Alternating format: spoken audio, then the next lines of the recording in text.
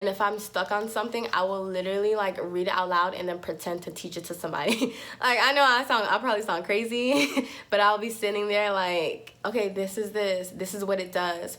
This is how you test for it. This is normal. This is abnormal, because that's how I learn.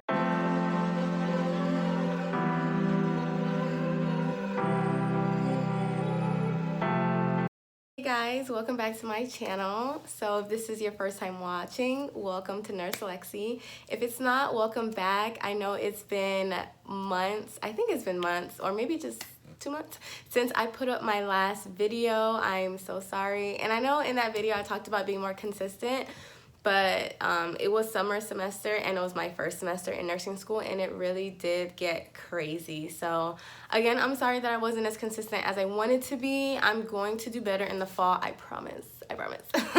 But this video, as you guys can see from the title, is going to be about study tips. So it is kind of a two-part type of video, because I think that study tips are very important, and then my next video is going to be about test taking tips. So to me, they go together. If you are studying, efficiently, but then you're not answering questions correctly, or if you're not understanding the test questions, then you're not going to do well. And then vice versa, if you're not studying, you're not gonna do well. So this video is all about things that I did and ways that I studied that work for me. These may not all work for you. You can definitely adjust them. These are just like tips that you can try for yourself and see if they work. So first of all, I had a very stressful first semester, and I'm gonna do like a recap in a different video.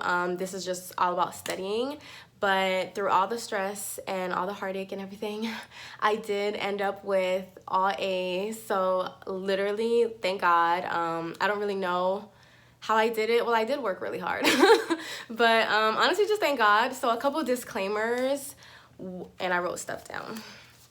So one, I didn't have a job this summer, so that left me with, more time than people who did have jobs, more time to study. I do recommend, if you don't have to work, don't. It is like really stressful, and summer was a lot shorter than a normal semester, so it was a lot to handle.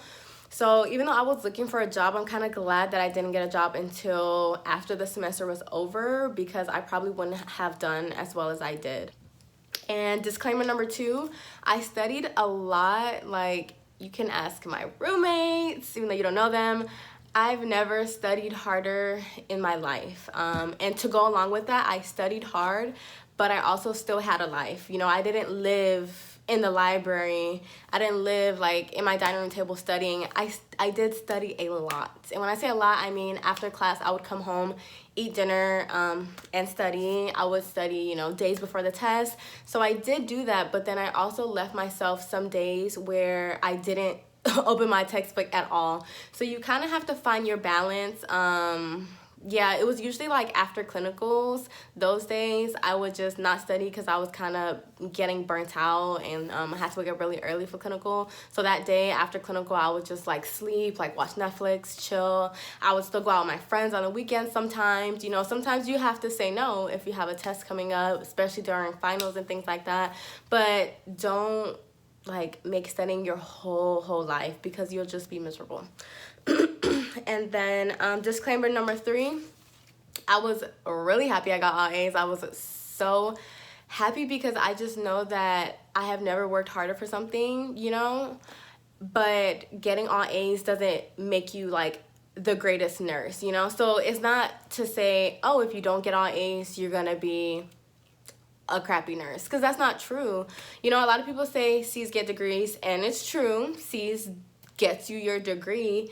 For me, I hold myself to like a really high standard, so I always try to get A's, and I've never ever gotten a semester when I've gotten all A's before, so this is like really new to me. Kind of crazy, but not to say that I'm like gonna be, oh my god, such a better nurse than everybody else, because the knowledge is one piece, but then it's also the skills portion. And I know for me, I'm really good at like exams and stuff like that, but I have to really try for my skills checkoffs and stuff.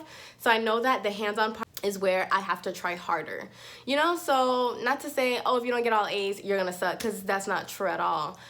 Just like use these tips and try your best, and you know, whatever standard you set yourself to, hopefully these tips help you to get there.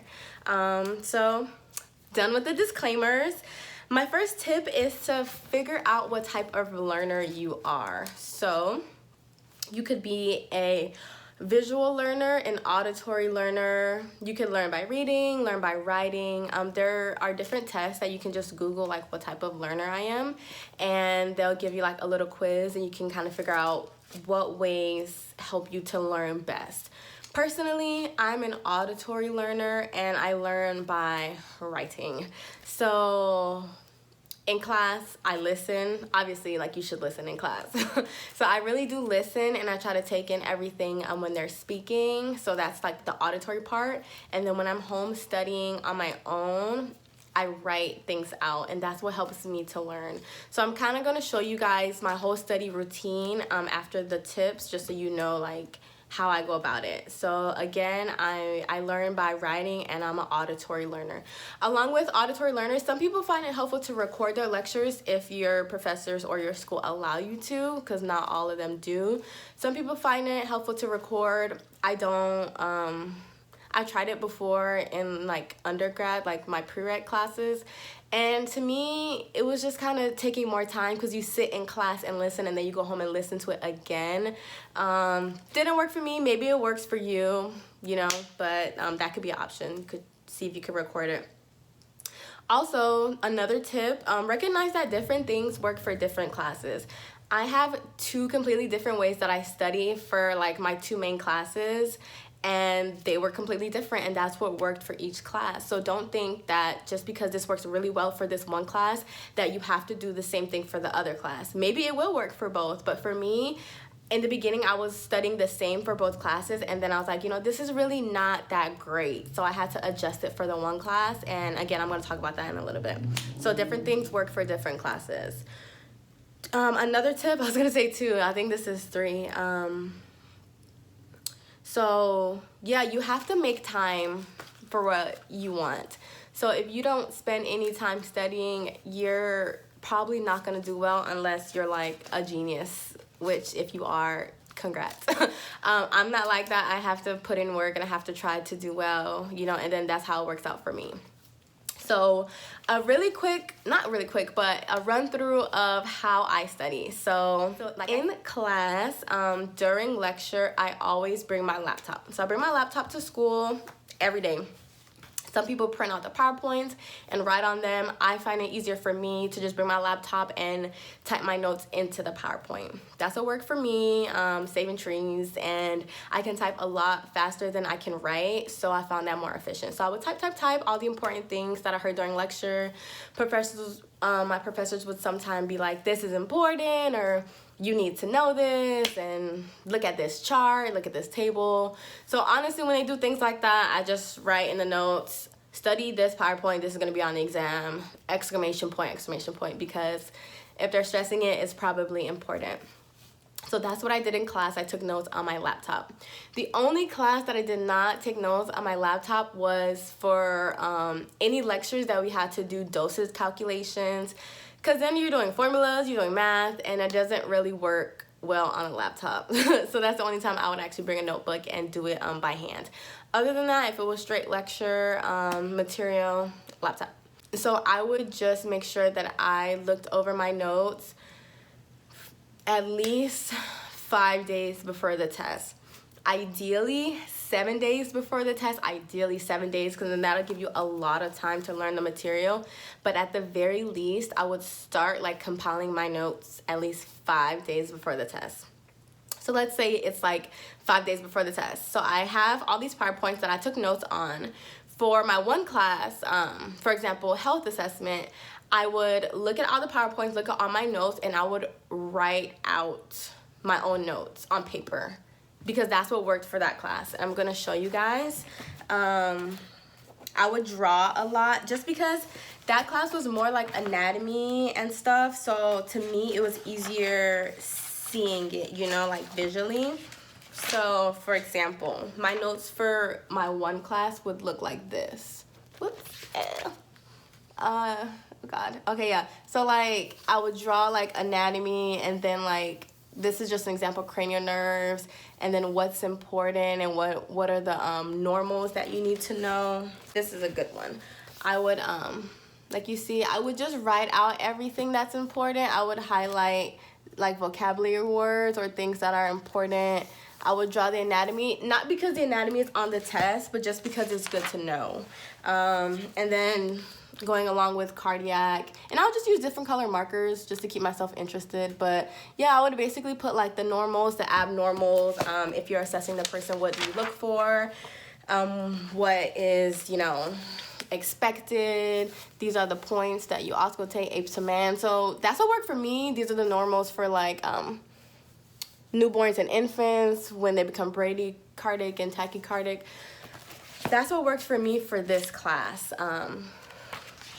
drawing it out. And let me tell you that I would have I have so many pages just because I would write out everything. I would use my textbook. You know, you have to figure out what works for that class. You know, if your professors are like, everything is from the PowerPoint, then only study the PowerPoint. If they tell you it's from the book and the PowerPoint, then study both.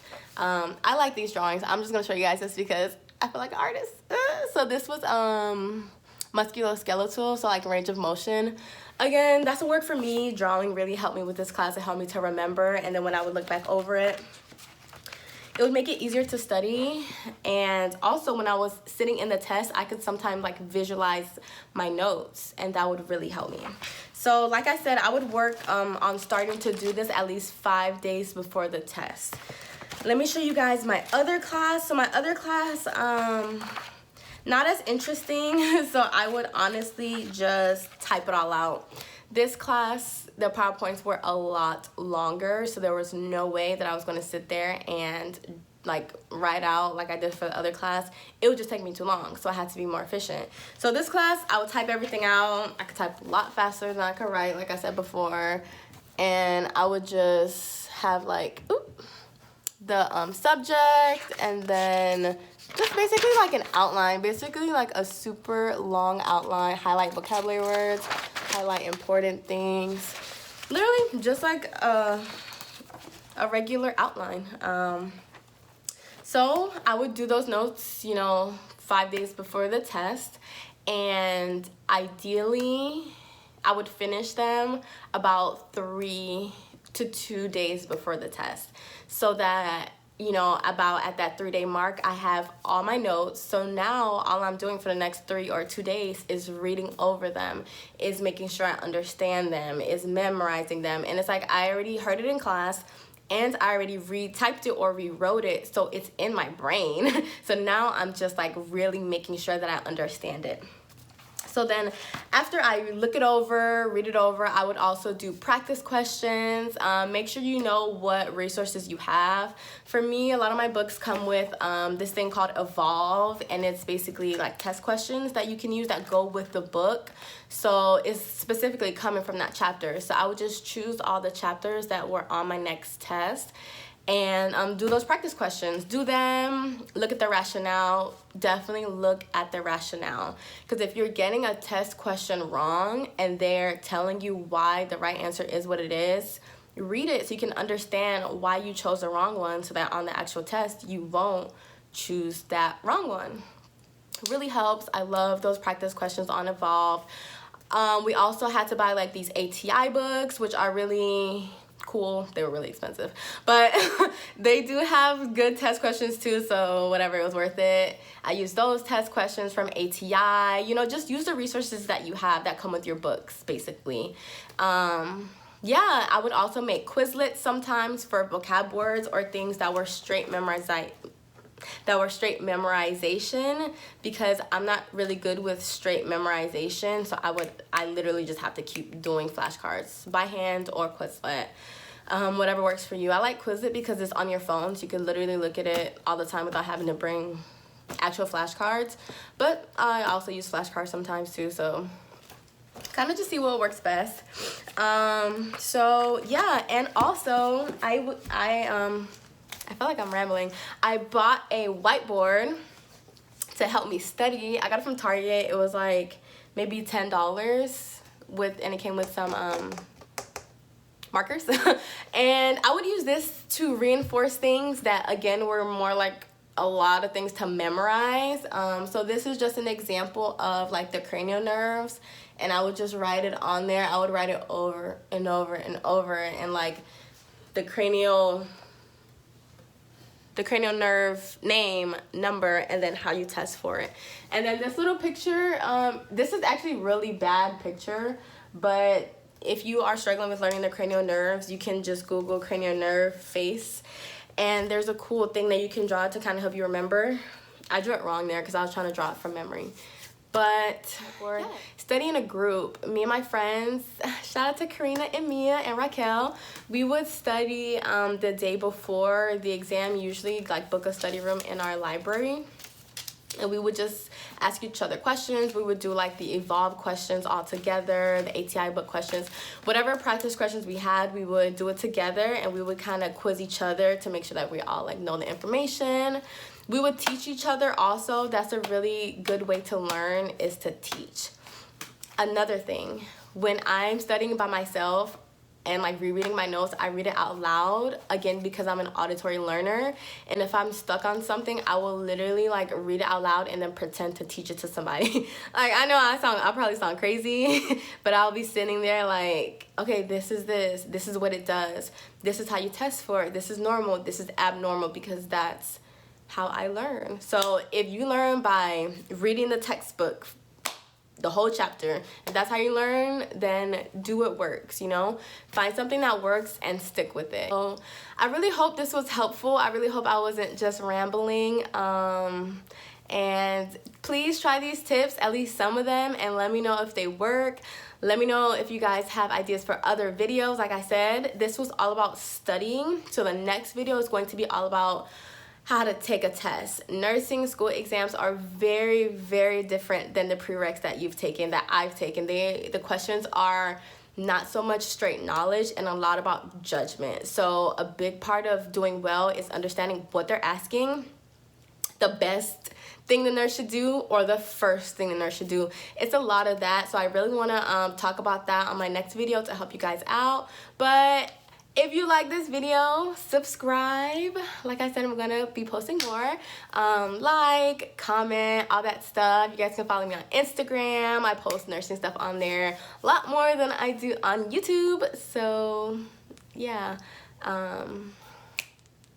thanks for watching.